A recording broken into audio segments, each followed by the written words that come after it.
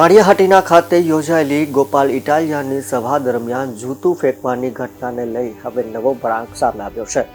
સભામાં જૂતું ફેંકનારનું નિવેદન સામે આવ્યું છે. જૂતું ફેંકનાર વ્યક્તિ ભંડુરી ગામનો રહેવાસી છે અને તે બેન્ડ પાર્ટી વગાડવાનું કામ કરે છે. સોશિયલ મીડિયા પર વાયરલ થયેલા એક વિડીયોમાં તે વ્યક્તિ દ્વારા કબૂલાત કરવામાં આવી હોવાનો દાવો કરવામાં આવે છે.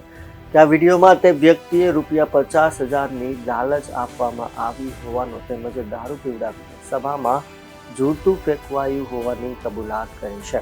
હાલ આ કબૂલાતનો વિડીયો સોશિયલ મીડિયા પર વાયરલ થઈ રહ્યો છે. જોકે આ વિડીયોની કોઈ પણ પ્રકારની પુષ્ટિ કરવામાં આવી નથી. ભંડુરી રામજીભાઈ ભકાભાઈ એનો છોકરો મિત ને બીજા એક ભાઈ હતા, એનું નામ છે ભરતભાઈ ને એક બીજા વ્યક્તિ હતા કે હું સાહેબ છે ને મિનિસ્ટર છે એ કે તમારે આ કે કામ કરવાનું છે ભાઈ કે તમારે કે એને જૂતું મારવાનું છે કે આવું કામ કરવાનું છે, તમને પૈસા મળશે આ રીતના 50 મળે પણ એ કે હું તમને અડધા કરાવી દઈએ એમ કંઈક કહેતા હતા. એ રીતના મને આ રીતના ઓફર ફેંકીને મને કરાવ્યું. આગળ પૂરા નામ બોલ બધાને. ને મિત નામ છે, ભંડુરીનો મિત કરીને છે, રામજીભાઈનો છોકરો ભકાભાઈનો મિત ને એક બીજા બાપભાઈ આ રાજુભાઈ કરીને 4 વ્હીલવાળા ભાઈ ને એક બીજા ભાઈ હતા.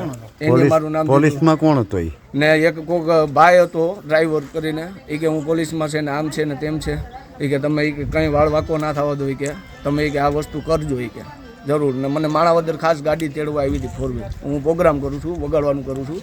માણાવદર વગાડવા વહી ગયો તો મને ત્યાંથી તેડી ગયા ને જબરજસ્તી દારૂ પાઈને આવું વગાડવાનું કરે કે આ બગાડવાનું કરે કોકને એ રીતના મને લઈ ગયા હતા. આ રીતના માળિયા મને રાતે પોલીસ સ્ટેશને લઈ ગયા હતા. એ લોકો મને તેડવા